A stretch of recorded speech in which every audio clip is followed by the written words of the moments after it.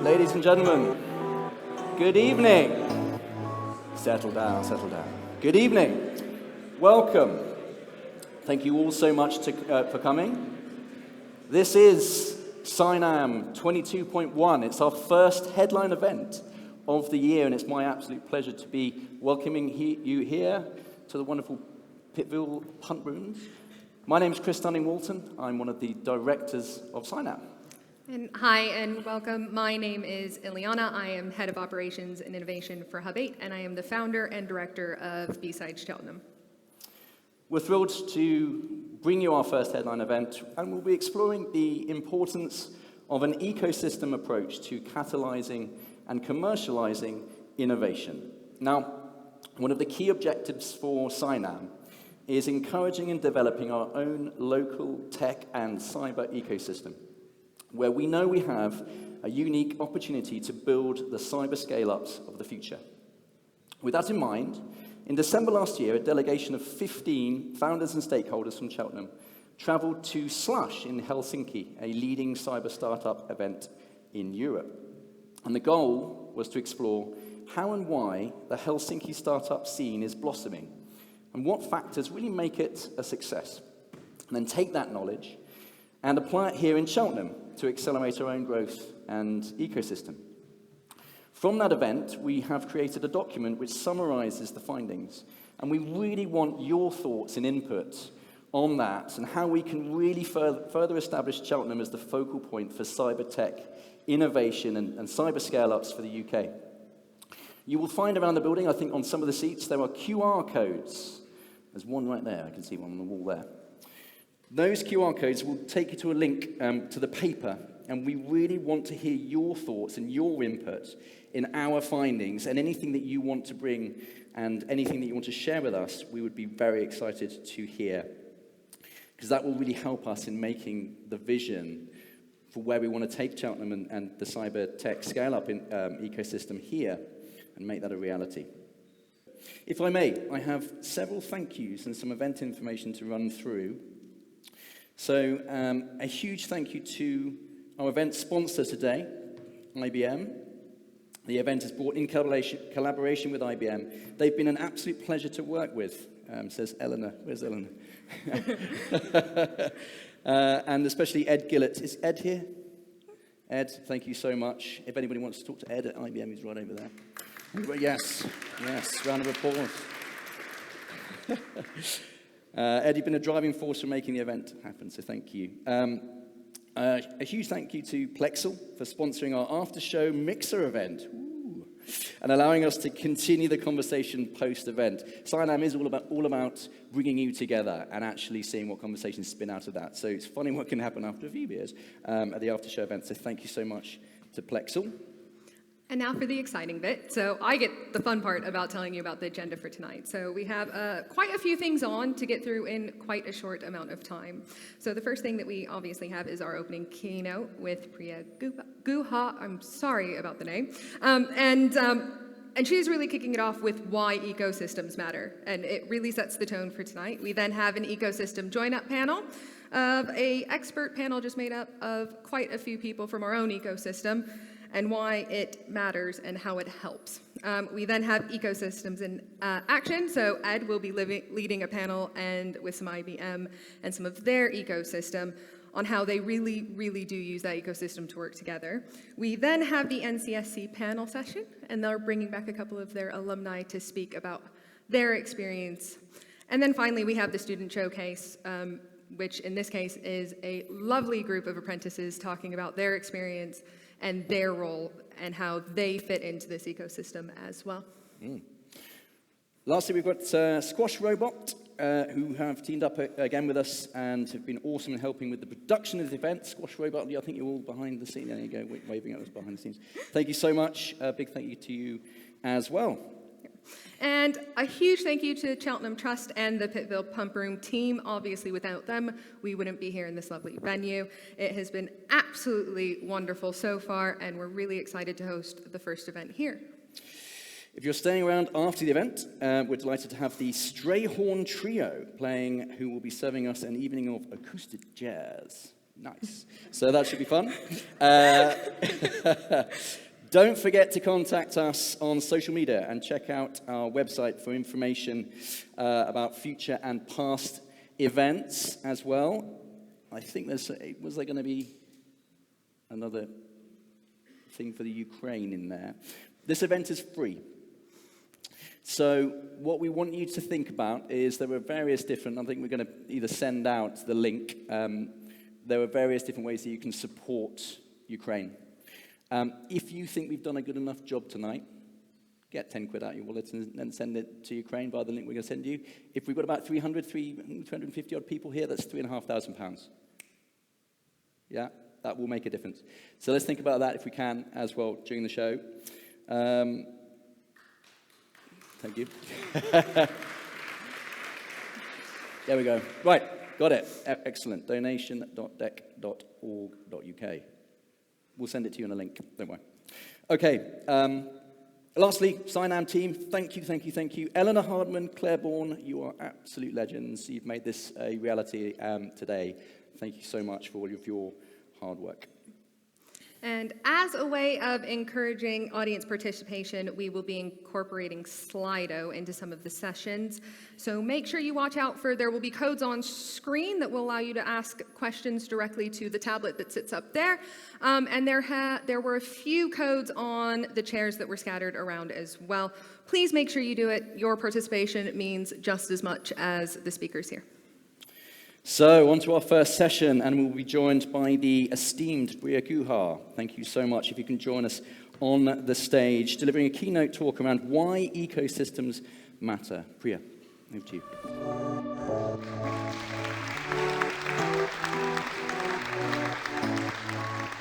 Thank you so much. An absolute pleasure to be with you all tonight. And I think my version of audience participation is going to be encouraging you all to join me in a game of ecosystem bingo through the evening, because it looks like we're going to have a lot of discussion about ecosystems, but I guess that's what you all signed up for. So what I wanted to do today is really just talk about 4 people, actually 5. In one of those photos, there's 2. And why, for me, they represent what matters about an ecosystem. The first lady on the left is a lady called Natalie Veremeva. Natalie is the director of Tech Ukraine. That is an organization that, as of last Thursday, joined an organization I'm part of, Global Tech Advocates, to join a community of people across the world from the private sector who are engaged in tech. You might say an odd time to join an event and stream a live event from a basement in Kyiv, but actually the reality is that for people like Natalie, ecosystems really do matter. The tech community in Ukraine wanted to be part of a global tech community, and actually it's a really salient reminder that for us, we have the privilege of sitting here talking about ecosystems in normal times. But actually, in times of crisis, ecosystems can really make a difference. But moving on, some of you may recognize the 2 people who are next to Natalie. If you don't recognize them, they're Bill Hewlett and David Packard, the founders of one of the legendary Silicon Valley companies, Hewlett-Packard. The reason they're there is because, well, they're seen as the starting point of the Silicon Valley journey, the Silicon Valley startup scene that's produced all the incredible companies we know came out of the Valley, whether that is companies like Google, Facebook, Twitter, all of the companies that are in that part of the world. But what people often forget is when you're talking about the companies that are there in Silicon Valley, there are lots of other things that come together to make that ecosystem thrive. You look at amazing higher education institutions like Stanford, like Berkeley, who are putting out incredible research that's then commercialized and put out into real-world applications. You've then also got, of course, the opportunity to get money into your startup. We still have an incredible volume of the world's venture capital basically around one street in Silicon Valley, Sand Hill Road. And last but not least, of course, you've got government. You know this well, sitting here in Cheltenham, but government can really matter to actually an ability for an ecosystem to thrive. And we all know the story of organizations like ARPA and DARPA in developing some of the best technologies that we use today, even simple things like the internet. Next, though, is somebody who I have the privilege of calling a dear friend. He's a lady called Julia Hartz. Julia is the CEO of a company that you might be familiar with called Eventbrite. Probably you've all used it to attend an event at some point in your life. The reason I wanted to talk to you about Julia is because Julia is somebody who really never felt like she was a sort of tech entrepreneur in the classic bro Silicon Valley sense of the word. What she thought was there must be some role for me in this ecosystem of technology, and what is it I bring to the table that's different to my technological co-founders who are bringing all this amazing platform expertise that will build the technology for our company. And the thing that Julia defined as her USP that's really differentiated her business is the importance of people. So roll on to the story of Eventbrite, and actually in her business, Eventbrite, they have an average attrition rate of 2% compared to an industry average of about 11%. That's huge when you have a business in the talent wars that you get in a place like Silicon Valley. But if you're thinking about people, it's also about who are the people that will build the companies of the future, the ecosystem builders that we need in every part of the world. And obviously, another big part of that is immigration. You might not know this, but almost half, 50% of fast growth companies in the UK are founded or co-founded by immigrants. But when you're talking about people, it's not just a visa regime that will allow those incredibly talented people to come to places like the UK, Cheltenham, and build their businesses here. It's also about thinking about the next generation. How do we build a K-12 education system? How do we build a higher education system that will actually make sure that we're building the talent of the future? In the UK, we have 300 languages spoken in our schools. Surely that's an incredible advantage that we can turn to build an ecosystem of the future. But when we talk about people, there's one big elephant in the room for me, and that's the point about inclusion. We still have horrific underrepresentation of so many parts of our society in our ecosystems, in our technology and innovation ecosystems. And that has to change. Why does it have to change? Because it's not just the right thing to do. It will make a difference. It will make a difference to the technologies we're designing. It's going to make a difference to our ability to take the right decisions to build those businesses. And it will mean that we're actually building businesses that have a bigger market across the whole world. And the pandemic has set that back, actually. If you go back to 2019, whilst it's a horrifically low figure, about 3% of VC went into female-led companies. If you roll on to today, during the pandemic, in 2020, that figure went down. So 2.2% of the world's venture capital went into female-led companies. That's a huge missed opportunity. So people really matter. The last person there is a lady called Megan Smith. Some of you may have heard about Megan. She was the US CTO under President Obama, previously a senior VP at Google. The reason Megan is here, though, and I'm slightly cheating by including her photo, is because this photo was taken when Megan was at a company called General Magic. And I don't know if you've heard about General Magic. If you've not, I would highly recommend watching the film that a friend of mine actually co-directed. It's a film about a company that, in John Scully's terms, and John Scully was one of the original CEOs of Apple, he called it the greatest company in Silicon Valley that no one's ever heard of. It was a company formed by incredible leaders of the technology world today, people like Andy Rubin, Tony Fadell, Pierre Omidyar, right at the beginning of their career. They wanted to do something that was absolutely unheard of, which is create a phone that you could put in your pocket. It's not unheard of today, but it was in 1990. They had the technology, they had the expertise, they had the money, but the company failed. When they actually launched the product, it was overpriced in the market, and the company had to shut its doors. But the reason I tell that story is because, for me, the other fundamental piece of an ecosystem is culture. We have to think about an ecosystem that creates a culture that allows things like failure. Because out of that company, General Magic, so much of the technology we use today was from there. 95% of all of the mobile phones in our pockets were built by people who were in that business. Technology like touchscreens, USBs, they all came from that business. So if you look at ecosystems as a whole, it is a very complex story. Every single piece of this comes together to create a narrative that's built on the startups, a narrative that's built on the education system, a narrative that's built on government, a narrative that's built around money.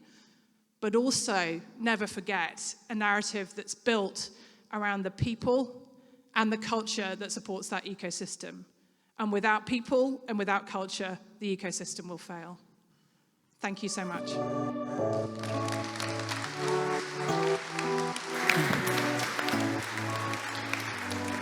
Priya, thank you so much. That was absolutely fascinating. And I think that blending of culture, capability, and community is such a key facet to any innovation ecosystem. Priya, I'm sure we'll take questions later on and also after the show. But let's move on now. We're going to move on to our ecosystem panel session. For this, our wonderful host and fellow director of CyNam, Reid Darby, is back again. And we'll be joined by 4 fantastic panelists from across both public and private sectors to discuss what makes a healthy and growing technology-based innovation ecosystem. Don't forget to fire over your questions on Slido, please. Reid, over to you. Welcome back. I have 2 iPads, yes.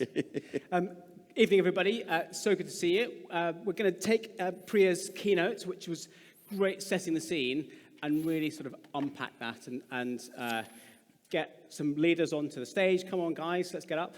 And we're going to just spend maybe 10, 15, 20 minutes getting their perspectives. We've got public sector, we've got private sector, we've got large companies, small, and really privileged to have some amazing people here. So let's crack on. Firstly, I'm going to introduce each one at a time and give them a minute or two just to sort of give their perspective. If I can start with you, Katie. So Katie Muldoon, she's the founder of Yellow Rattle Coaching, a leadership coaching business for founders, executives, and graduates. Katie has over 10 years' experience leading teams in the military and has an impressive background as a management consultant. Katie, what do you think? Well, thank you very much. And just by introduction, my company is called Yellow Rattle Coaching. Yellow rattle is a plant that's brought to soil when other plants can't grow. So when it's scattered, other plants can then flourish and you can have a meadow. So the reason that I'm fascinated by this topic is around collaboration and partnerships and relationships and around how we make this ecosystem flourish. So I'm fascinated to hear what everybody has to say. So I'll leave my introduction at that, but look forward to the conversation. Brilliant. Thank you, Katie. Next, we've got James Gavin, the head of Future Capability Group at Defence Equipment and Support at MOD. James has served in the military, civil service, and industry before joining DE&S. He's a passionate advocate of delivering operational advantage through a better application of strategic thinking on innovation, inclusive cultures, and sustainability. Welcome, James. Thank you, Reid. It's a long time since I've seen you in the flesh, so good to see you again. So I think the reason why I'm here today and the reason why I wanted to be part of this panel is because if you want to innovate, get out of the office. You know, that's been quite difficult to do for the last couple of years. And what that really means is network, hear people's ideas, you know, turn around tonight and talk to someone that you maybe wouldn't have usually spoken to, ask them what they do and why they're here. And, you know, if you do that three or four times, I bet we all learn something. So, yeah, that's why I'm here tonight. Brilliant. Thank you, James. Next, we've got Monica Radcliffe. Monica is the newly appointed Innovation Programme Director for Plexel. Monica's based in Cheltenham, but has a UK-wide role and formerly led the Set Squared Incubator in Bristol. Welcome, Monica. Thank you very much, Reid. It's great to be here. Looking forward to engaging with the Cheltenham ecosystem in my role. And just to introduce who we are at Plexel, we are an innovation company that uses open innovation methodology, combining with a vibrant ecosystem of startups to help enterprises and government unlock potential of technology. And the reason why we're here is that we already work as innovation partners to, for instance, NCNC, IBM, and a number of other organizations. So hopefully we can show that ecosystem at play. Brilliant. Thank you, Monica. Last but not least, we're joined by David Board, Principal Partner Specialist for IBM UK and Ireland. David has over 20 years' experience in senior leadership roles within IBM's ecosystem business, focusing on partner innovation and growth. Welcome, David. Thank you, Reid. Is that, firstly, it's absolutely fantastic to see so many people in a room. Is that absolutely unbelievable? Is that, but from IBM's side, is that partnerships, basically, and working with startups to developers to system integrators to classic resellers is the lifeblood of growth for our company, and it really is. It's a huge investment that IBM has made moving forward. For me, personally, is that if I can give people just a bit of a snippet, and it's just a snippet in regards to what IBM does, because if I'm being frank, I think probably a lot of people go, I'm not sure what IBM actually does, right? So even if I give you some snippets of some of the things that we do, and my ask would be engage, right, with us, because collectively we can make some changes. Brilliant, thank you. Right, well, let's get some questions. Remember the Slido, I've got the panel here. I can see the questions coming in, so get them going now. In the meantime, we've got a few that I've cooked up previously. So if I can start with Katie. So for a cyber tech ecosystem to thrive, we heard from Priya about the role of inclusion and innovation in that. In a period of time where we're being affected by global events, should our ecosystem consider itself part of a local community or a national or a global? I mean, what's the scope of this? Well, it's all of it, really. And our introduction from Chris was our local ecosystem. And we heard from Paul our national contribution to what's happening around the world. And Priya's introduction showed us the global connections that we already have.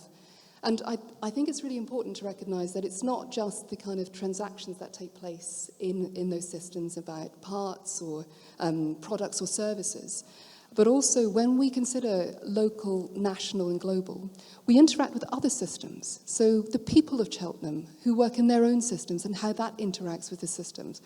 And when we then start to recognize that we have these layers, it's really important because what we can then do is we can start to approach the grand challenges that we face as a society. So things like climate change, things like the digital divide that we saw through COVID when everybody had to work at home, but so many people couldn't because they didn't have the broadband, they didn't have the access. So when we work at the local, the national, and the global, we can address these huge challenges together. But building on what Priya said in particular, was when we have a flourishing ecosystem and we talk about getting the talent in, it's about belonging. So when people come into the ecosystem, do they feel welcome? And also obligation. We want to be creating value, but there will be some elements of value extraction. So where's the balance? Making sure that people are giving and being able to take from it. But also with that, then, of course, is purpose. So why am I showing up at the local level, the national and the global? So when we can rally around things, we can really show the value of all three of those things coming together. Anybody else care to comment on that? Quite a lot in that, I guess. Let's move on. So thank you for that, Katie. David, if I could come to you next. How much do you think, going from, into technology, how much does tech enable some of the partnerships and the ecosystem? Because we've heard about the people and the sort of diversity. Where does tech fit in all this?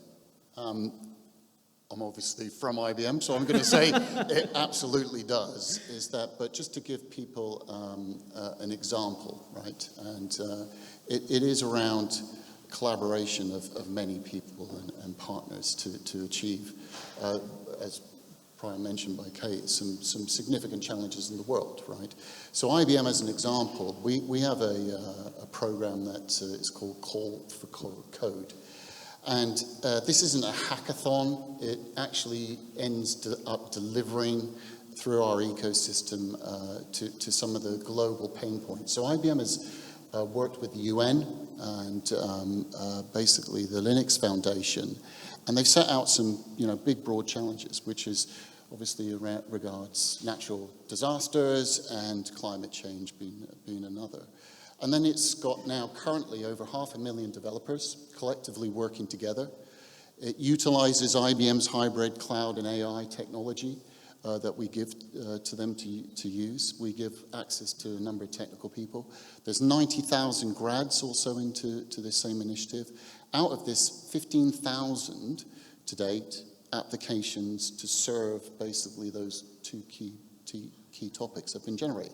As an example, basically for basically earthquakes, is that an application has been written to help local governments in various countries to actually understand tremors and what is actually when an earthquake is going to occur. Same thing in regards to many applications written for water. So to me, the big thing is collectively a group of people coming together, sharing the tech that some of our large organizations like IBM have to develop these things. So even with the tech, it's still the people, isn't it? Brilliant. Thank you. If I can move to James, I've got a question here that's come in from the audience. Thank you. And if I can sort of mix it in with a question, what does ecosystems mean for you? And thinking maybe with your MOD hat on, and the supplementary is, how can small companies work with the MOD in this sort of space? So to answer the last part there, it is difficult. We buy tanks, we buy ships, and we're actively encouraging our large primes, to create ecosystems that those big platforms are made of. But when I think in terms of the digital the digital advantage area that we're seeking, particularly in the battle space, away from normal standard IT computers on the desktop.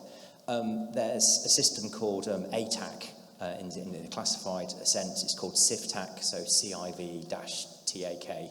Google it, some great YouTube videos on it. It's an American invention. It started out for special operations, but it's gone all the way through to firefighters.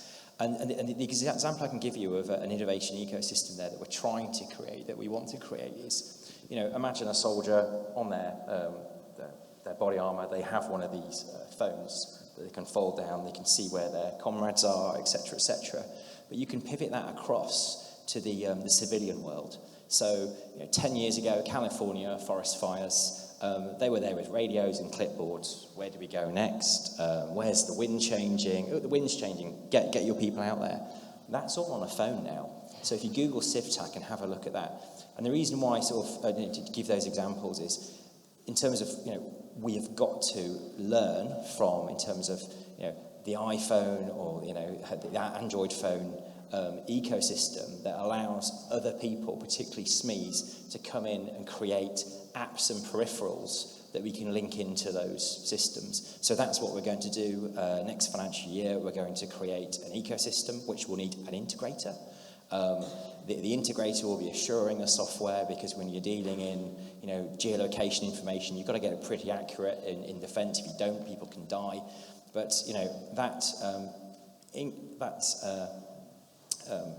integrator, we want them to create an ecosystem in the UK, start building apps and peripherals that are suitable for the British military.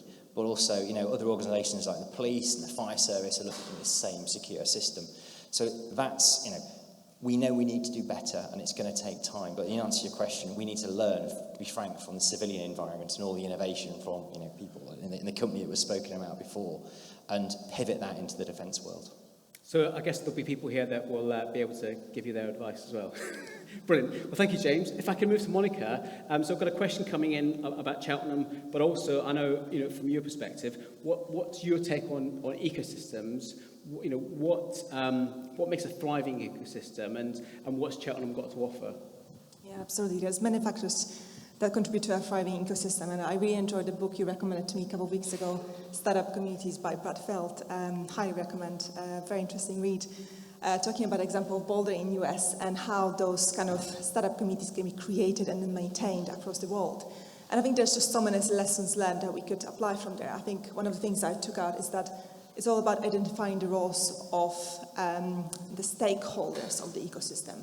So as entrepreneurs, developers are hugely important, but there's also important role that government plays, the academia plays, investors, industry. They're all part of the ecosystem. It's all about how they can work together.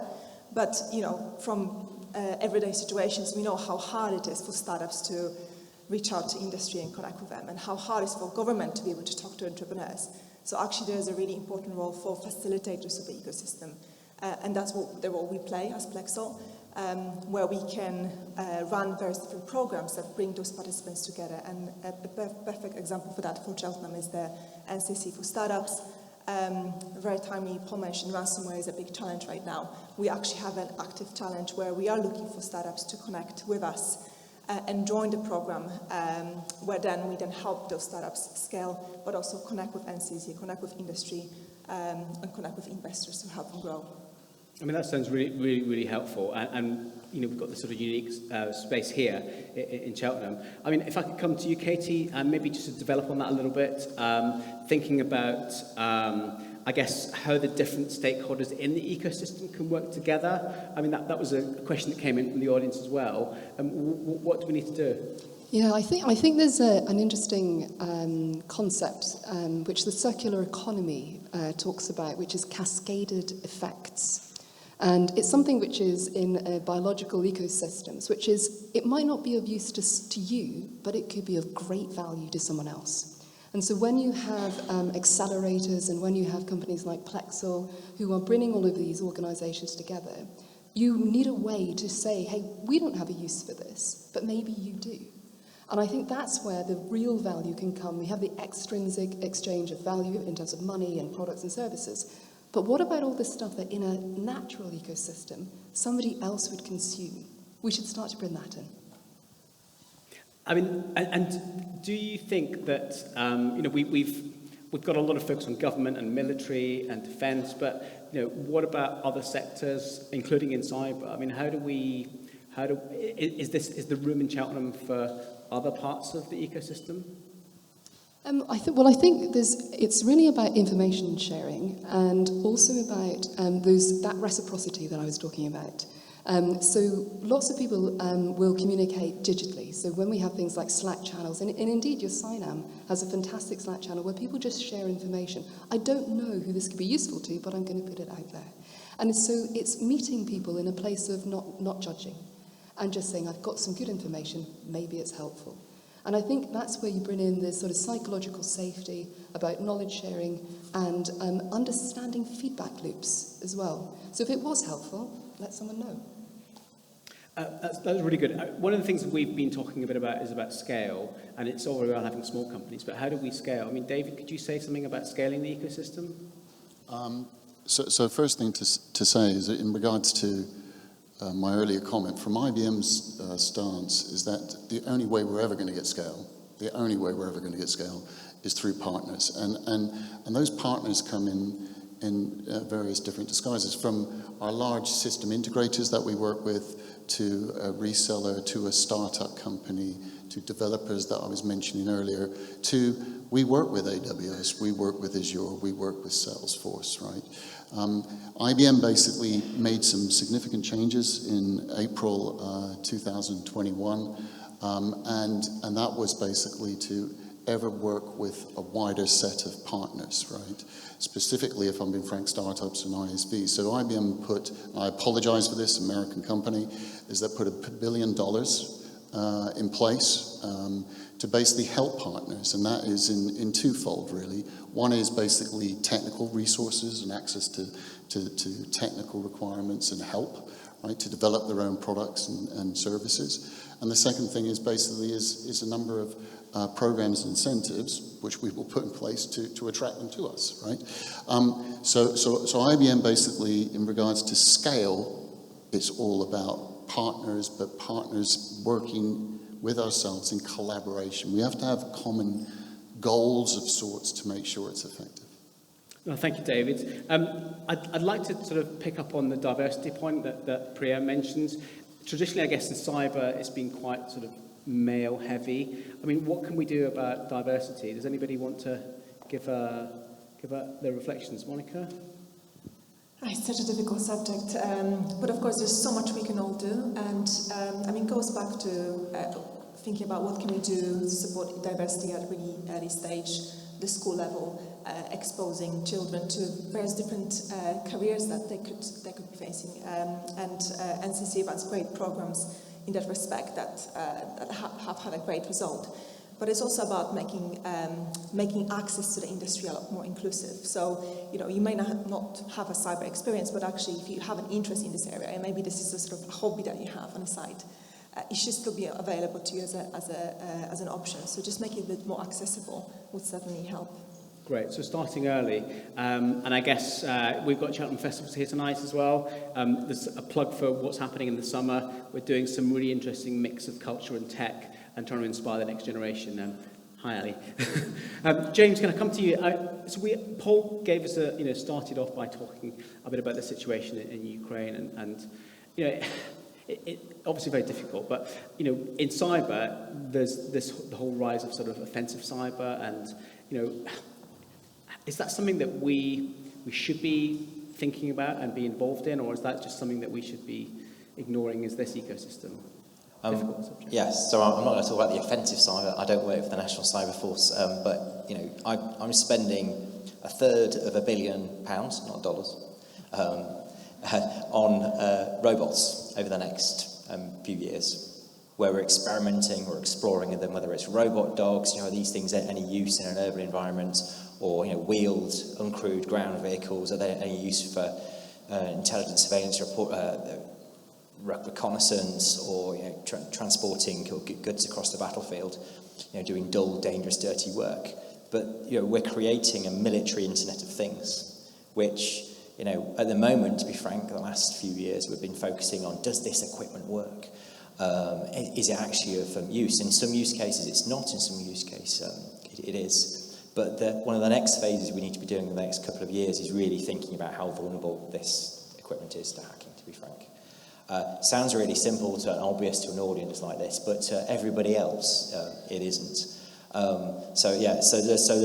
It is a concern. It's not all about IT, and in terms of involving, communities like this. So I've just recruited what the locals would call 2 GC7s, one technical, one policy, who are going to start exploring that military Internet of Things and cybersecurity at scale, and starting to put money into it, and starting to go out and innovate.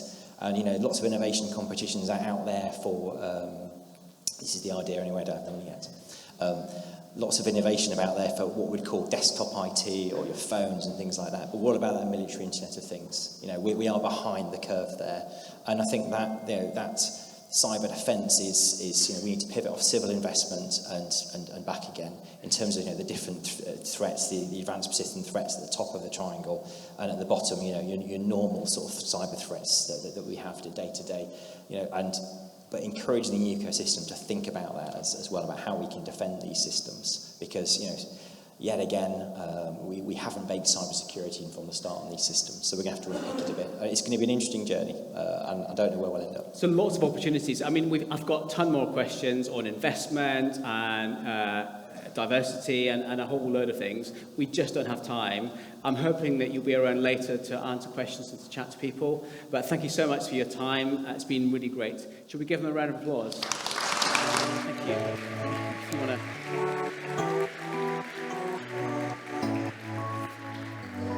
Thank you, Reed, and thank you, panelists. So up next, we have Innovation in Action. This is going to be IBM and 3 of the startups in their network. And short and sweet, it's going to be led by Ed, and I will leave it up to him. Thanks very much, ladies and gentlemen. Good evening. It's great to see so many new and familiar faces, and a privilege to be part of another one of CyNam's inspiring events in a great location. I probably lied slightly, actually. I don't wear glasses yet, and I can neither see you nor my electronic notes. So if I digress to Peppa Pig world, you'll understand why. I've been introduced before. So I'm Ed from IBM, and over the next 25 minutes, together with colleagues Simon from Pimlock, Steve from Telecent, and Neil from Whitespace, we're going to bring to life for you a story and some of the lessons we've learned from a project we've been running for about the last 8 months. Some of you have seen the video looping at the start of the event, and we're going to build on that, and I hope leave you with some questions and discussions that you may want to pick up on the pop-up stands at the back and in the bar afterwards, and I'd encourage you to do that. So it's already been mentioned, but the integrated review, which was published by the government in 2020, highlighted the importance of technology in our prosperity, our security, and our resilience. And it set out how the government would take a more active approach to building and sustaining strategic advantage through science and technology. And it also called on certain sectors of industry to look to ways to increase the pace at which capabilities could be brought to bear. So this is what we've attempted to do and to get after, and I hope you'll be grateful for your feedback on what we've done. So by combining our knowledge of pressing business and mission challenges and Plexal's understanding and access to the UK SME community, and we've put in place a fair and transparent commercial model, and we've been able to bring together like-minded, goal-aligned teams, relevant technologies, and deliver some mature, mission-ready, demonstrable new capabilities, which you'll hear about shortly. Now, combining the energy of the hackathon, I think, with the attention to detail of an integration activity, we hope is going to make a real difference to getting capabilities into the hands of users at pace. So on the slide, either side of me now, what you can see is the process at the bottom, and I'll describe it very briefly. We start with a challenge on the left, and then Plexal will conduct a market scan. They generate a long list of companies, eligible companies, which is then refined to a short list, and then we have a competition. There's a winner selected, and a contract is awarded, and the fun then begins. The winner works to develop their part of a new capability, and the IBM team work on the integration with the identified business or mission system.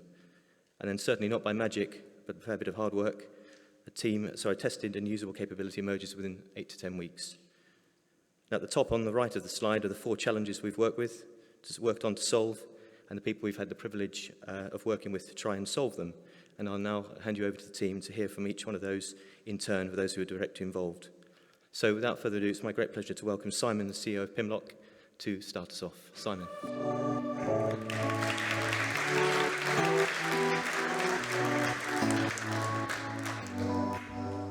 Thank you, Ed. Pleased to meet everybody. My name's Simon Randall. I'm one of the co-founders of a company called Pimlock. We're a video privacy and security business. So I'll just start by very quickly explaining what we do so you have some context. Then I can tell you what happened when IBM approached us to be part of their ecosystem. And I'm going to spend the last part of the time just talking about the reasons we decided to join the ecosystem, the enablers we had to put in place to make sure that we were able to get the most from it, and then also the results from that as well. So we basically play in 2 key areas. You know, the world is rolling out video cameras at a rate of knots. Cameras are appearing on everything. The amount of data that's being captured is going through the roof. And so we help that in 2 key ways. We have products that allow us to ingest that video and then run automatic tracking and analytics on it. So if you need to review a huge amount of video feeds in a range of locations, we can speed that up for you. And on the other side, if you need to protect personal or sensitive data in those feeds, we also have products to help you anonymize, encrypt, and protect that data as well. In one of these core areas, so we have a product that effectively helps you anonymize video at scale, and we have one that does the same for live video feeds. So you can set active areas within there, you can create logic within the system, and then you can get alerted when certain things happen. This is an area that we've been working on with IBM on their ecosystem project. They came to us and said, actually, we've got some crossover capabilities here. With your platform and some of our capabilities, maybe we could work together. We could create a prototype of some new functionality. We could take it to some of our end customers, and then we could see what happens. And actually, for us, there was a range of reasons why that made huge sense. So as a small UK startup business, we've been around for a few years, but we're still at a very early stage of growth. We've already got engagements on a range of private sector enterprises, but also on the public sector as well.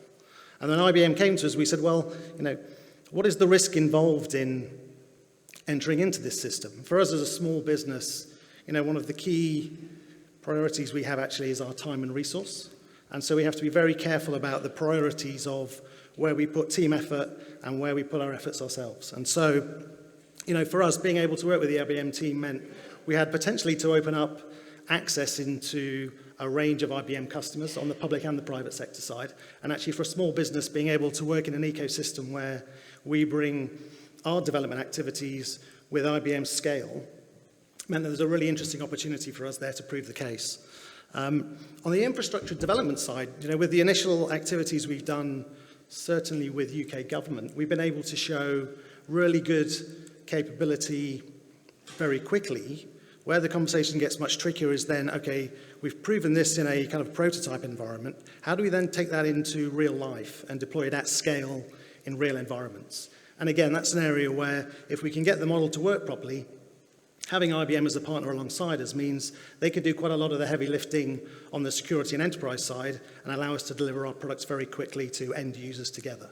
And so whilst we initially started off thinking, actually, we need to build an ecosystem directly with our end users and customers and government, actually there's also a really interesting opportunity to do that with other channel partners and the primes as well. A very different, I'd say a very different sentiment to when we started the business, because everybody has an opinion that, working with the primes can be very slow and very difficult. But actually we were able to find a structure through the EDP that meant we were able to protect our IP. We were able to risk manage and build a really light process for the initial engagement.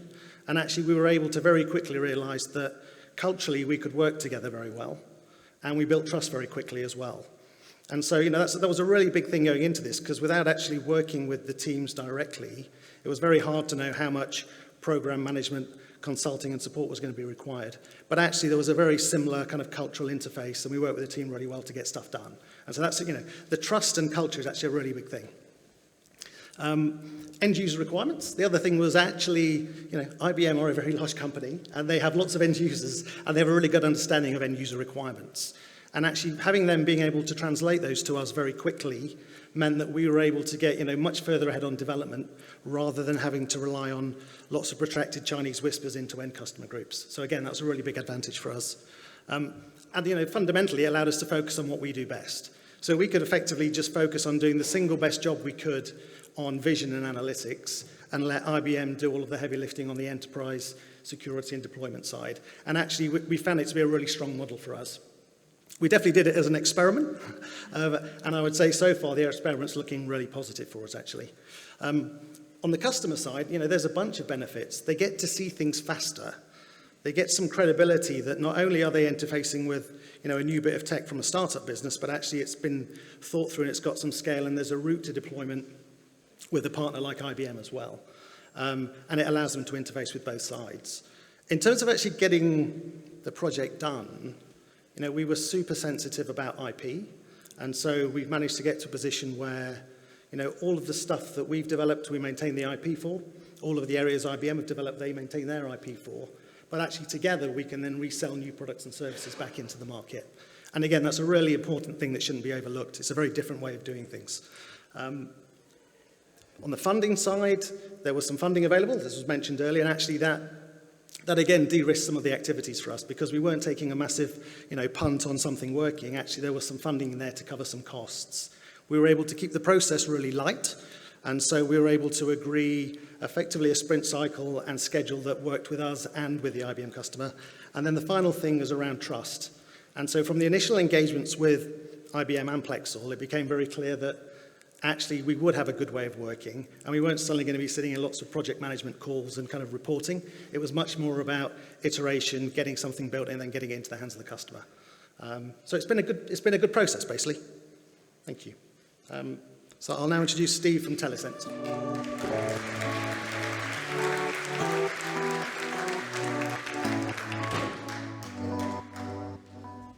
Hi everyone, I'm Steve from Telecent. Before I dive into the details of what we've been working on with Ed and his team, I'd like to give you a little bit of background about who we are. So Telecent was founded in 2020, and our mission is to provide technologies that enables digital transformation and rapid innovation. And like a lot of companies, we were formed out of frustration of what we'd seen in the marketplace. We'd worked on a lot of digital transformation programs, and one trait we saw commonly across them is that they don't always deliver to the extent of their aspirations. And some of the post-match reviews of those projects tend to point to human factors like poor leadership or cultures are resistant to change. We thought that was really unfair. The traditional, what we saw across most of these environments was that actually technology is just really hard to change, where you've got embedded architectures. So what we want to do is provide a solution to that. And the solution to that, from our perspective, is a product called Core. Now, Core is a platform that provides a rapid innovation capability and allows businesses to move away from those legacy IT architectures towards a capability where they can move faster. So what we're trying to do with Core is provide an open platform that allows people to generate those applications that they need. But we realised we needed to seed the market up front and provide an insight into what that platform could provide. One of those applications is a product called Geo. Now, Geo is a 4D pattern of life analytic that is used to solve problems that you see in many domains, things like missing persons or activities like tracking criminal activity. Fundamentally, what it allows the user to do, it allows the user to analyse the activity of an object or a collection of objects and really intuitively understand their pattern of life and their interactions, anomalies or deviations in that behaviour. And it was Geo that brought us to the attention of Plexel as part of their market search for POV2 that Ed mentioned earlier. So POV2 was all around, can we fuse IBM's capability with entity resolution with our capability for pattern of life analytics. So during the project, what we did was see if we could create an application that took our pattern of life and entity resolution and created a multi-process capability demonstrator that shows a potential use case for an analyst who's potentially, let's say, looking for a missing person or for tracking criminal activity. We were then, as part of the project, we did that deep dive that Simon mentioned into use cases. One of the great things about working with IBM was they have a real breadth of viewpoint on the use cases that are going to make a difference into the environment. What we did then was we worked through those use cases to say, how should we accelerate Core as part of this deployment? And we looked at a number of things. We looked at observation, corroboration, data filtering, and a number of other activities which would make Core better for Geo better for our customers. On the other side of the house, IBM developed a really nice application called Omnis, and Omnis sits as a front end to their sensing entity resolution stack. And what that allows the analyst to do is resolve entities at scale in large data sets and pass it through to Geo for pattern of life analysis. So this was where we got to at the end of the project. We're still working with the IBM team to develop the demonstrator, but I think at the end of it we'll have a really capable demonstration of what happens when you fuse SME innovation and the power of a global systems integrator like IBM together to create a viewpoint and a new way of working for a group of individuals. In terms of the ecosystem itself, I'm going to repeat an awful lot of what Simon said here.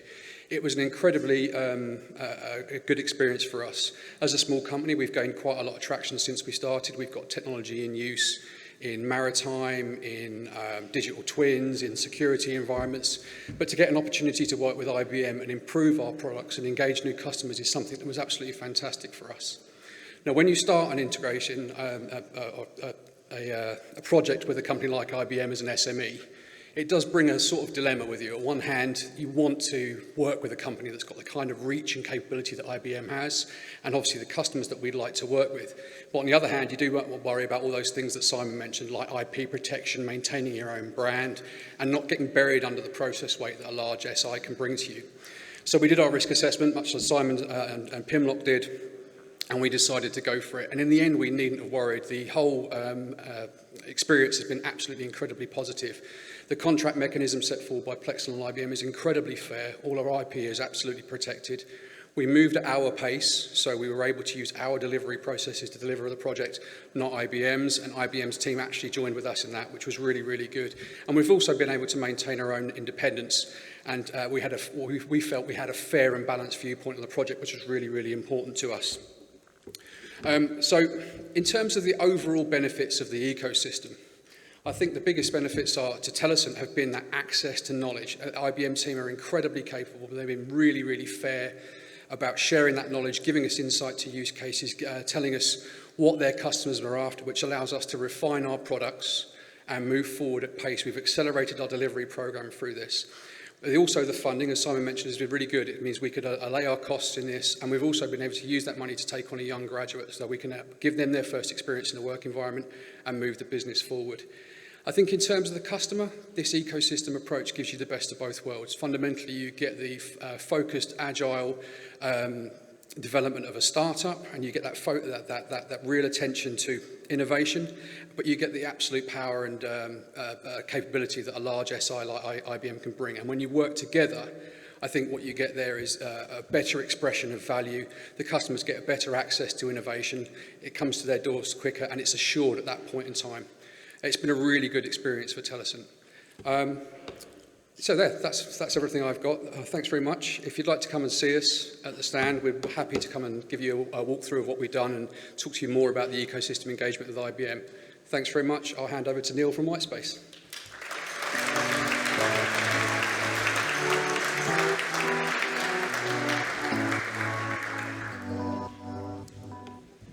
Thanks, Steve, and hello, everyone. Name is Neil Rawstorn. I'm the sort of defence and sort of PubSec lead through for Whitespace. I'm going to tell you quickly, really, about who we are, what we do, and effectively what the benefits we found through from the sort of IBM sort of build partnership that we've undertaken as well. Who's Whitespace then? Well, it's a tech and innovation company established about 2016.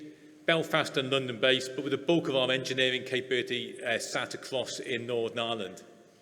Some 50-odd plus sort of engineers and innovators at the moment, but growing on a sort of a weekly basis at the moment. The USP bit, I suppose, for us at the moment is it's a startup. Yes, we are, and we've been going for some time, or comparatively, but we have got some very sort of senior old heads, so there are a fair few grey hairs or no hairs at all on a few of them. But that just means that we have a bit of a networking and collaboration sort of capacity within us to tap into a whole series of different networks and that wider ecosystem. And it's that partnership and collaboration that is key to what we do and runs through what we do in our business. And also actually how we were very much attracted to sort of the partnership side of life through linked with IBM. We run a portfolio of innovation capabilities. I'm not going to touch upon them all here. 3 main strands. But on so their left side very much is our innovation programs and engineering, what we do best, discovery through to MVP, through POC. Sat in the middle there is that innovation evangelism, really what we're doing here, talking and actually bringing sort of public sector problems with private sector solutions. But also driving our own IP and venture building, where we're going to talk about very much Emily and the sort of the application of it that is we're sort of working through with defence or an element of defence. Durden. What's Emily mean? I'm not expecting you to read through this, and especially at the back, you probably won't see it anyway, so I'll talk about it myself. Emily, expert augmented machine learning sort of intelligence. What is it? It's a load of different words. You can talk about augmenting, you can automate and accelerating decision making. It's effectively a decision support tool in order to help people make better decisions in a more coherent and coordinated fashion. It's not rocket science, but actually doing it is a fair amount of rocket science at times because we just don't do it. We're looking at actually how we can do it on an objective and output-focused basis. Emily sits atop of the data sources that the clients have in order to actually pull the information we require from it from a series of APIs.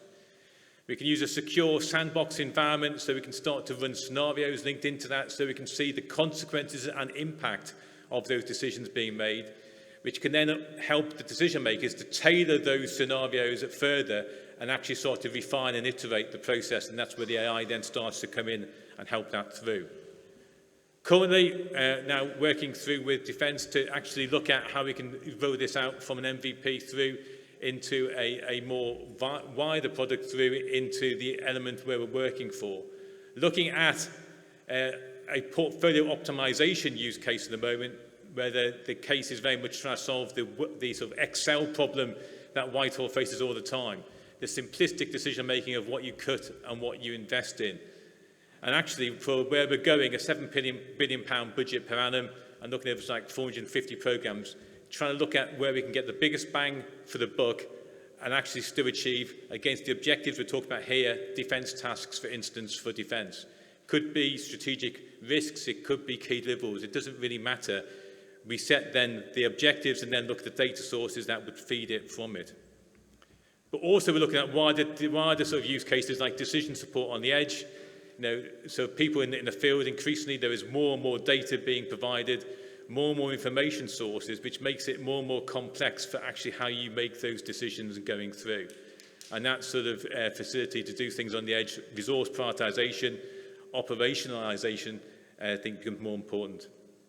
Currently, we're looking at how we can do that. It's on sort of the official side of life, but moving to ideally secret, so we can look at how we can do better decision-making on a more sort of classified side of life.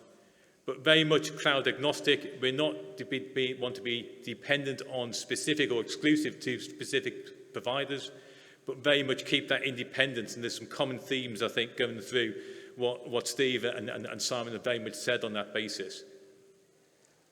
So what does that mean for us? What have the Romans, or rather IBM, done for us on this process?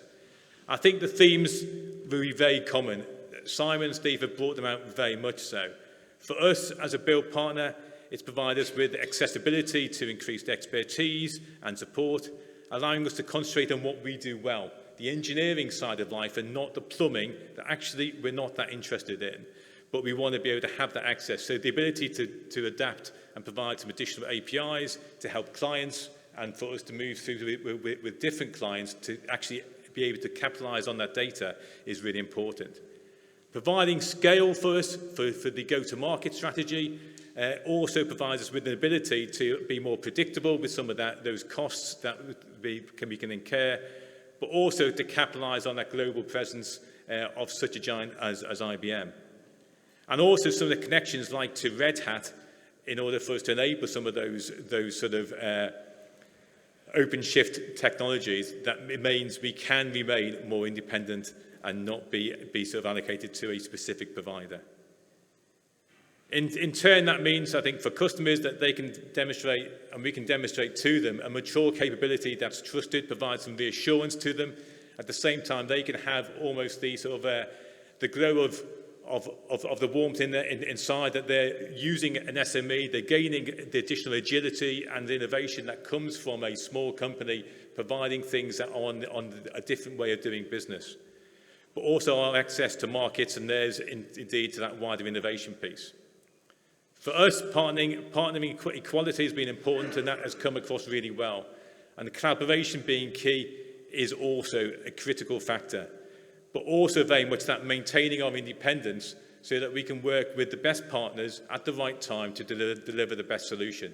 And we've found that as working really well through with IBM. I'll pass across now through to Ed just to finish off, but thank you for your time.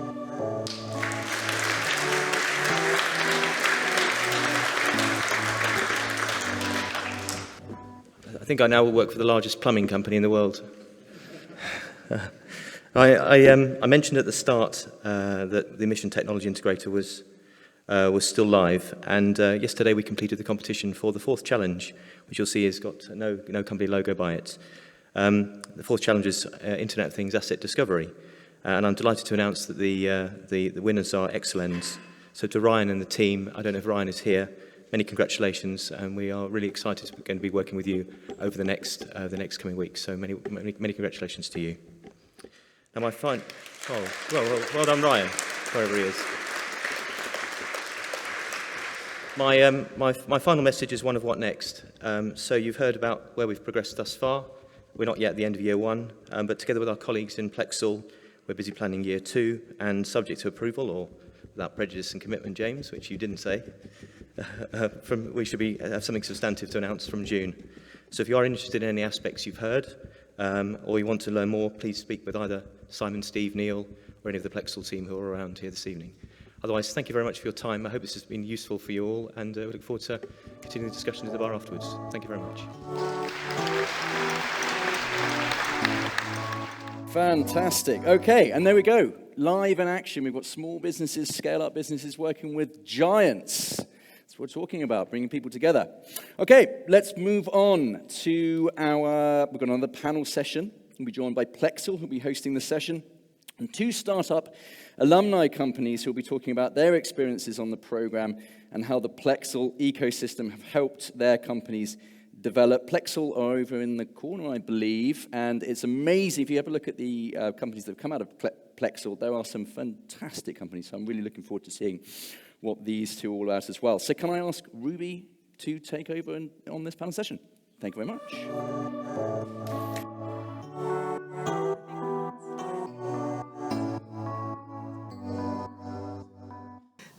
So as the innovation partner to NCSC, Plexel delivers NCSC for startups.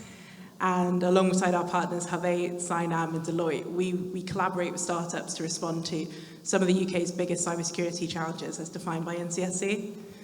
Now, I think it's unavoidable at the moment the cybersecurity threat landscape has become even more complex with the events in Europe.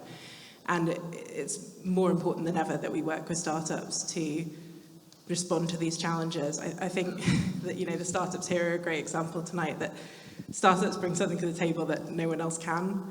They're agile, they're creative, they're resilient, and they're who we need when we respond to some of these challenges. So delighted to be joined by 2 NCSC Cyber Accelerator alumni tonight. Guys, we have a short session, so I'm not going to ask you to do a fun fact about yourself, but it'd be great to just do a quick intro. So Paul, do you want to start? Yeah, sure. My name's Paul Haig, co-founder of Black Dice Cyber. We put cyber security into residential home gateways for telecoms operators, and we were just talking earlier. I think it's 3 years since we left the cohort, so it only seems like 10 minutes, but forever. True. Hi everyone. My name is Simonetta. I'm the co-founder of NetToken, the first passwordless password manager really suitable for the family. So we try to make cybersecurity a little less intimidating for everyone in the household. Well, thanks for joining us. Fun fact, Paul didn't know that was his mic and didn't know where to sit. No, I had no idea. I would have picked that one up. I had no idea. Bonus fun fact, guys. Fantastic, thank you. So if I kick things off, as you said, it's been a couple of years now since you were on the NCSC Cyber Accelerator. But it'd be great to understand how having that badge that you have been selected to work with NCSC, that you're some of the most innovative startups in the UK, has that changed how the market perceives you? Simonetta, if I start with you. Yeah, sure. So our product is very design-led, design-driven. We use design, as I said, to make personal cybersecurity more inclusive. And so we wanted to be more relatable and understood and even playful. But of course, it is a cybersecurity product at the core. So trust is really central for our audience. And having the support of an institution such as the NCSC has been really valuable for us to really build that credibility and expand our network, expert network in this industry, coming from a design angle. And I think we were kind of guinea pigs because we were possibly the first, along with you, Paul, the first product that was really focusing on consumers as a whole experience. And also the first one to receive a scaling stipend, so additional grant funding after the completion of the program. That's great that now this is available to more startups, and I think that was a strong sign that we can raise the ecosystem attention to a pressing need to create cybersecurity solutions that are not just looking at businesses, but are actually looking at people, everyday internet users, and particularly family, particularly the household. So ultimately, this is meeting government's mission to protect citizens and internet at a broader level. So for us, it's been really valuable to have that backing and a great experience. Shared sense of mission, really. Absolutely. Yeah. And Paul? Yeah, kind of similar things. So when we're dealing with telecoms operators, persuading them to work with us to put our software into well, it's potentially a few million routers and gateways. It's about trust, and the NCSC badge gives us that. It effectively generates an opportunity for us. We still have to take that opportunity, but it generates the opportunity, it opens a door, and it starts that conversation. So from our perspective, being able to associate ourselves with that badge has, certainly in the very early days, has opened up lots and lots of doors for us and enabled us to get us to where we are now. Now, you wouldn't know it looking at your products today, but you actually started off both of your companies with quite a similar objective around sort of protecting families from online harms and enhancing parental controls. And obviously, you've both developed your companies in very different directions now. But, you know, since we're talking all about ecosystem tonight, how did you find working together with other co-founders on the cohort? Did that influence your roadmap? If I go to you, Simonetta. Yeah, it has been a fantastic opportunity to learn about what other companies were up to and challenge our ideas and exchange and help each other out. And I think also help us really fine-tune and narrow down the scope of our own product and our angle, our approach, as opposed to others and even us, Paul, when we were looking at creating solutions that would enhance protection in the household and specifically families and children. We were compatible, but not the same. We were looking at it from different angles. So I think looking at that really helped us reinforce our own narrative and our approach. And I think also, the network is the most precious thing that definitely we could take away from that experience. And we keep talking, even if you pivoted a little, but we still have synergies and mutual goals in common. And but we still continue to talk to other fellow companies from our cohort. Another founder from a different startup also became a key advisor to NetToken. Yeah. And how about you? Again, similar.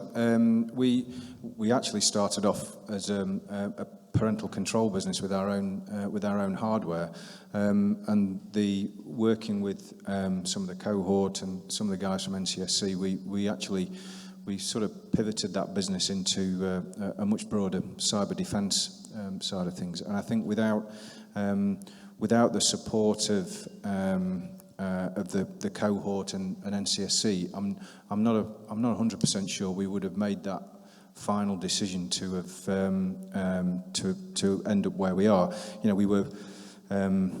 Our mission was based on some horrible family problems that we had with one of my children, and so the idea was that we wanted to use that to try to keep people safer online, and especially children.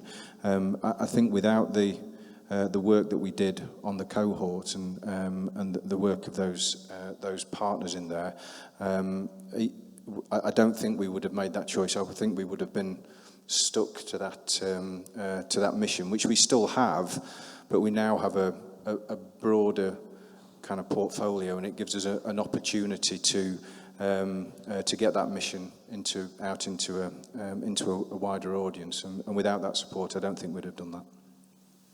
Yeah, I think that the way that you've pivoted into quite a sizable offering now, it's almost impossible to see that alone. You need that ecosystem around. Yeah, definitely. And you need that support, and you need that support of people around you to give you the confidence to say, well, in actual fact, that's whilst our mission is kind of laudable, it's maybe not achievable in the form that we thought it would be originally. So, as I say, having that support allowed us to make that pivot, and it was absolutely the right decision. Yeah, definitely.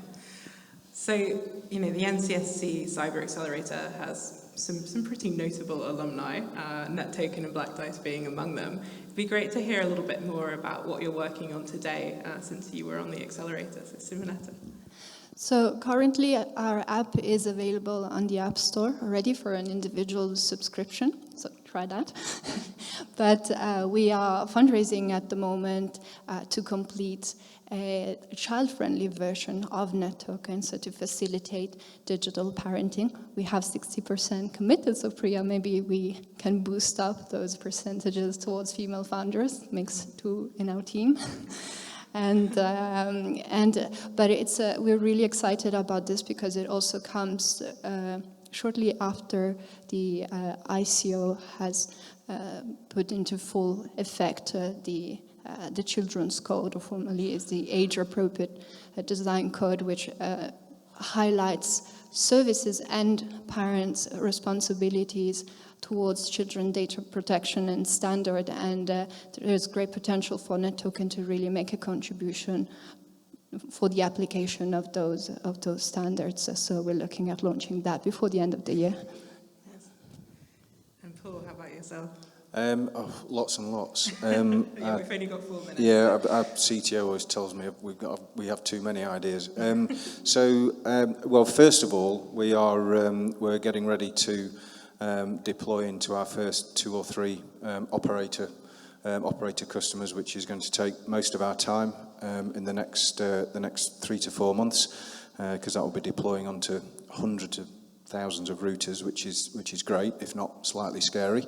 So our focus is around that.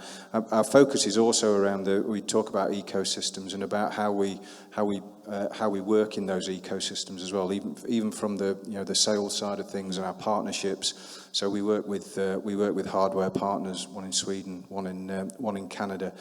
So it's building on those hardware relationships as well, because that gives us an immediate route to market. Which is good.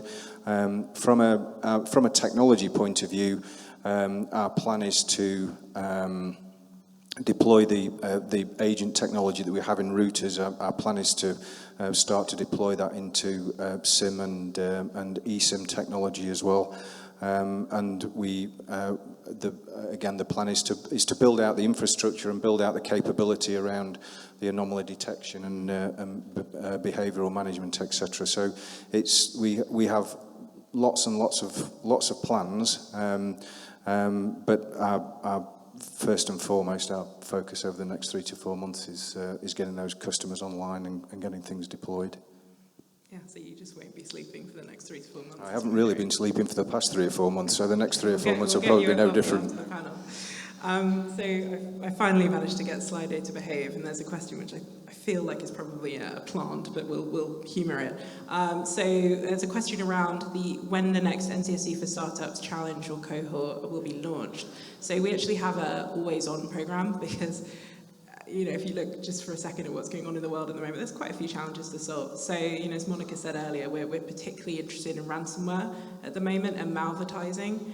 But to be completely frank, if you're doing anything really innovative, we want to know about it. So there's a table at the back, and also if you just search for NCSE for Startups, we'd love to talk to you. But just in the last 2 minutes, it'd be great to talk a little bit about the journey you've had as an alumni on the NCSE Cyber Accelerator, because obviously a couple of years ago, you were the new kids talking about what your value proposition should be. Obviously, you've scaled significantly since then. So, Simonetta, it would be great to hear a bit more about how you interact with the alumni community. Yes, I had an opportunity to mentor cohorts of the NCSE Accelerator a couple of years after we did it, and that was really an opportunity for us to sort of help spread the message about the fact that also behind cybersecurity solutions, but behind even business proposal, there is people that you're communicating to. So it was really great to share our experience in bringing usability and a more human-centric approach to software products about cybersecurity, and also an opportunity for me to learn more about great and other diverse startups. After all, our goal is a common denominator. We want to reduce cyber threat, and we look at it from different facets. So it was a great opportunity of exchange, for sure. Yeah, absolutely. I think that's our time, but I just wanted to say thanks so much for taking the time. Black Dice and Net Token, companies to watch. Thank you.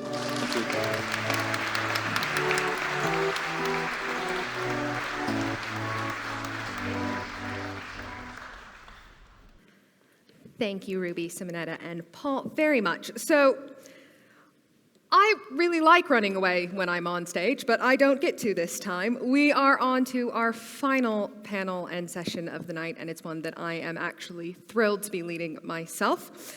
A few months ago, CyNam put a call to action out to our local ecosystem, asking to nominate and recognize some of the apprentices and honestly amazing people who work with us. And we now have an amazing panel I got myself all tongue-tied, sorry. So CyNam put out this call for action to recognize apprentices for the National Apprentice Week, and we really wanted to highlight kind of some amazing faces that came through on that. So I'd like to invite Natalia and Taylor, Charlotte, John, and Nikander up with me to have a bit of a chat about ecosystems and apprenticeships.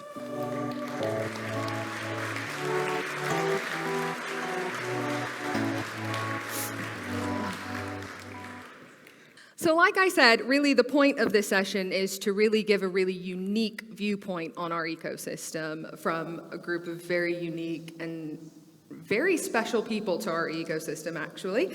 So the first thing that I'd like to do is get them to introduce themselves. Taylor, do you want to start? Yeah, hello. I'm Taylor Watson. I'm on the Gloucester College Level 6 what even is it? Cybersecurity integrated degree.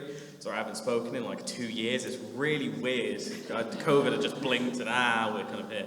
Anyway, I work at a company called Cybersecurity Associates. I'm just a cybersecurity degree apprentice.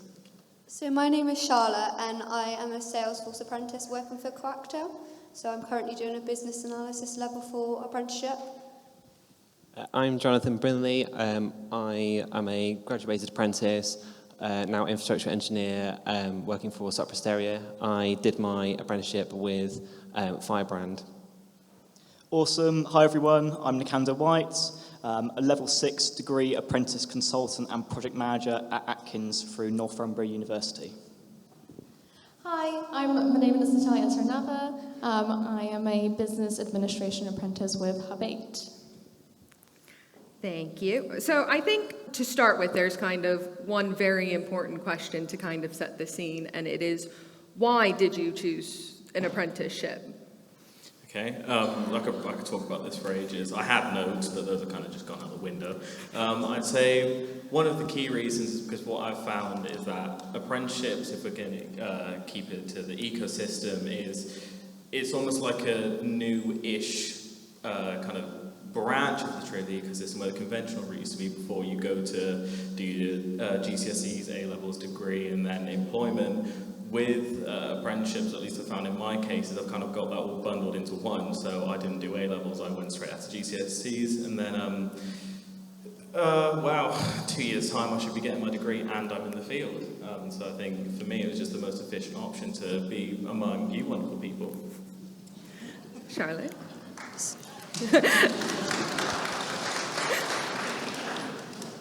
So I wanted to develop my knowledge and my skill set for a new career opportunity, and I began doing a business A-level, but I quickly realised that this is going to be a very lengthy process of a 2-year study, and then I would need to get work experience on top of that. So that's when I started looking into apprenticeships instead. So with an apprenticeship, I was able to gain that like on-the-job experience all while earning too, and it didn't matter that I was a beginner because there were so many learning opportunities for me to learn from. So I quickly did get that knowledge and that experience because I have the perfect balance of on-the-job learning all while I could study too. So I chose to do a level 3 infrastructure apprenticeship because while I enjoyed working with IT at home, I didn't have any business IT experience. but was very eager to get into the industry.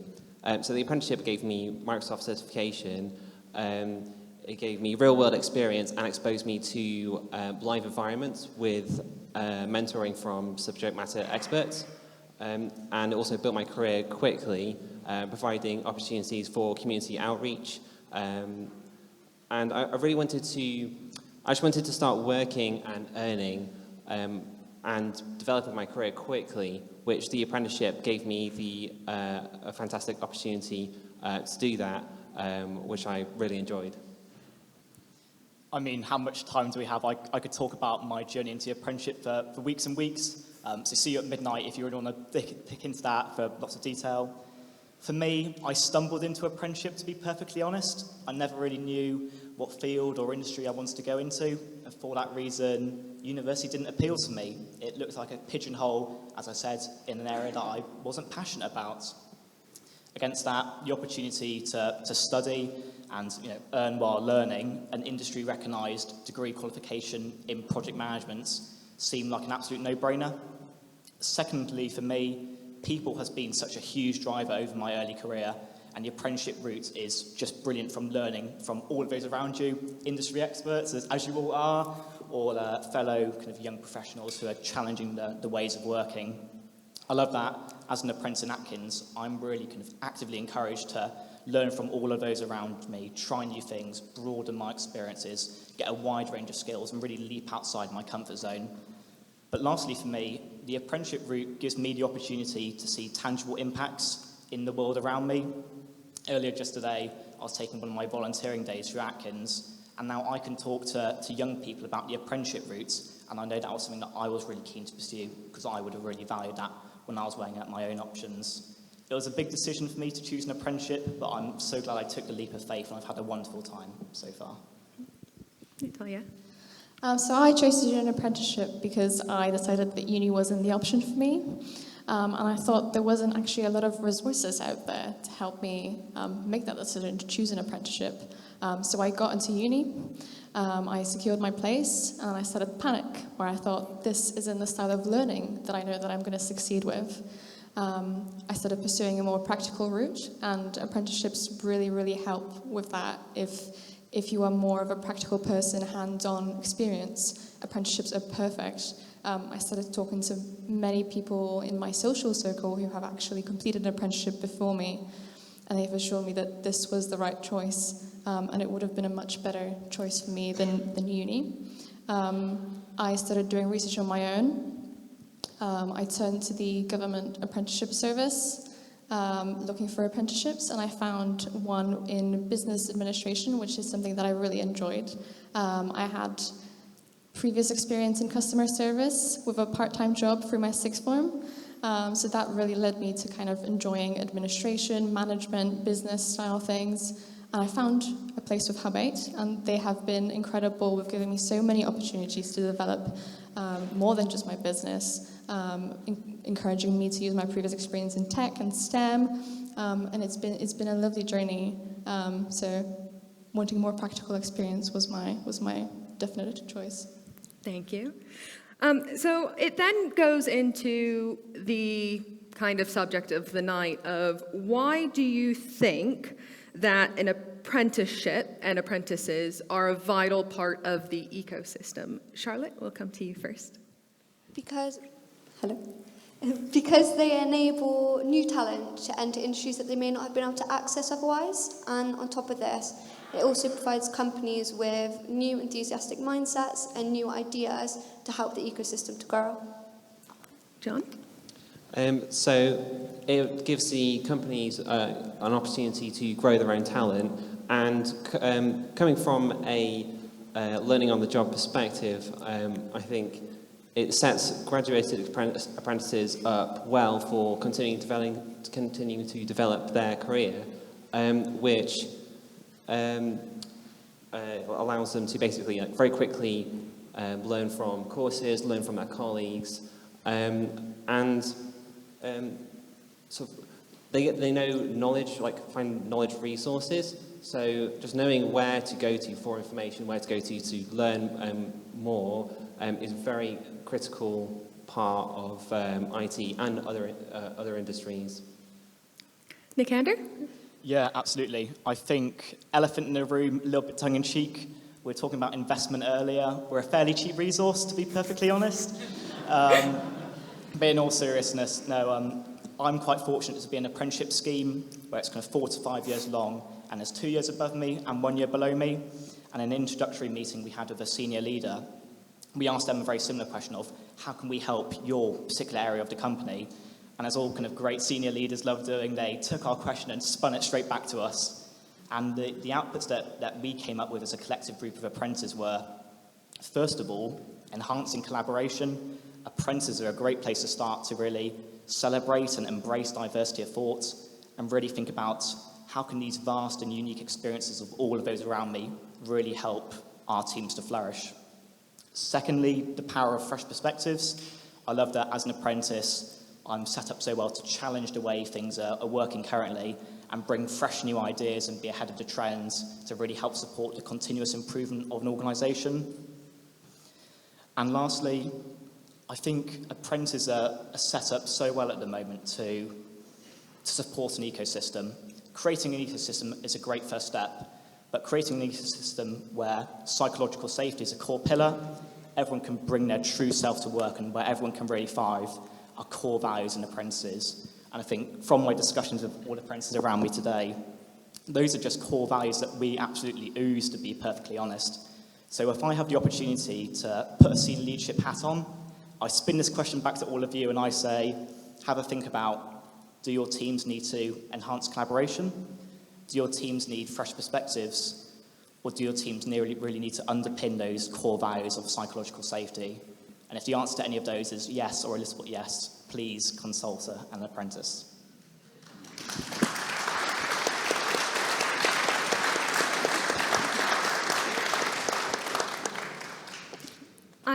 I want to hit on a point that Priya made as well about diversity. And so for me, what is the importance of bringing diversity in with apprentices? And Natalia, I'll start with you. Thank you. I think diversity is incredibly important in building up ecosystems, especially with apprenticeships. I lived and I studied in a more deprived area of Cheltenham, and I found that actually within my secondary school and my sixth form, we were getting a lot less opportunities than other schools would be. I think it's hugely important that there's schemes like the Cyber First for Schools, which I took part of. And it was an incredibly great experience. It was so nice to see that someone cared for us, and it actually led some of my friends to choose a more tech side where they wouldn't have previously. So I think it's super important to allow a lot of different types of student, a lot of different working types of student, and not just uni, more kind of apprentices to get to senior roles, to succeed, and to become those role models, because I find it so much easier to relate to my role models if they've got the same background, the same upbringing as me, and so if they were a bit less fortunate, and if I can see that they had the same opportunities as me, and I'm able to apply that to my opportunities and take the lead on that, that really motivates me to succeed and to strive to kind of get to their level. So I think it's super important that from a young stage, with young people, we encourage them to see, actually, there are opportunities for you, no matter your postcode, no matter how fortunate you are. It really starts building up when people start to reach into senior roles and people can look up to them. It really breaks the cycle and brings more students in. So it's a lovely, diversity is incredible for apprenticeships and ecosystems.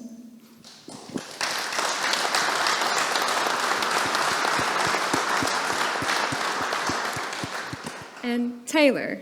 I know we don't have much time, so I'll try to keep it quick. You can see Madeline kind of just staring at me. This was the question that I didn't really have any notes for because I thought it would be best to speak from the heart. So my background, I come from a lower working class, if not underclass background. As you can see, I'm a racial minority. And the key problem that I face is that I don't really see anybody in the field in senior positions that look like me, that want to do what I do. That's not to anyone's dismay. That's just how the past is, well, that's just how it's happened, and that's completely okay. And when I think of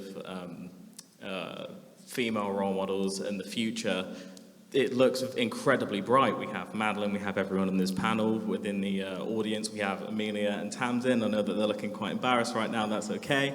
But the future is looking incredibly bright. In my case, not as much, but again, that's okay, because the plan that I have is to be that role model for students. I want to be the person that people look up to, because it has taken a almost significant impact on me, and I don't want that to happen to other students.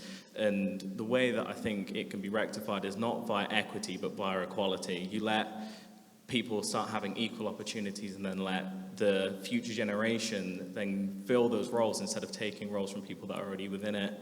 And I believe that it's not just my job or, well, anyone here's job. It's literally everyone's, no matter what sector, or who you are, what age, creed, skin color, sexuality, whatever. We are all human beings, and fundamentally, the course of history has not portrayed that, but that doesn't mean that the future will not, and the future starts here with all of us, either if you are within the audience or on this panel. And I'd like to say that looking at everyone here, I'm not too worried about the future now. Thank you.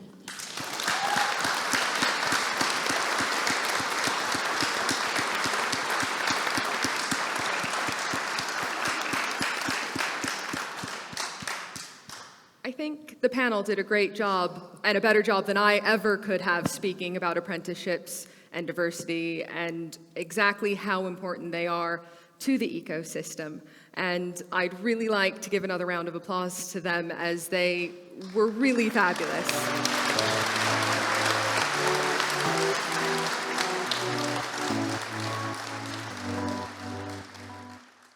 All right. Wow. That's a hard act to follow. I got news for you guys and girls. You're already role models. So you're talking about wanting to become role models. Right there, we've just seen some role models, and that's absolutely fantastic to see. And we look forward to inviting you back in 5 years when you've gone through the Plexel cohort and you sold your business to IBM. Okay, we hope you enjoyed the content. If you did, let us know on social media. There's various different ways. Twitter, there we go, thank you very much. And please do go bananas on there, it helps a lot. So there is just one last thing to do tonight, and she was mentioned a little bit earlier, but there needs to be a very nice and a very unique shout out to Eleanor Hardman. Without her tonight, we would not have been able to actually have this event. She has pretty much single-handedly helped put this on tonight and has been running around. So we'd like to invite her up to the stage. She's going to kill me for this. But can we give her a round of applause?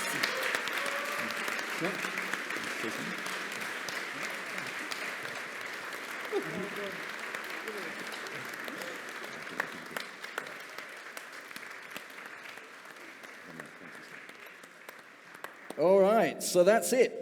Be sure to check out our ransomware, which was mentioned a lot today, tech showcase on the 22nd of March. Again, details of that will be released to you. Look out for the details of our 22.2 headline event in the summer. Where is it at? It's in the summer. I don't know where it's at yet. Do we know where it's at? Cheltenham Festival. Is it with the Cheltenham? Oh, right, there you go.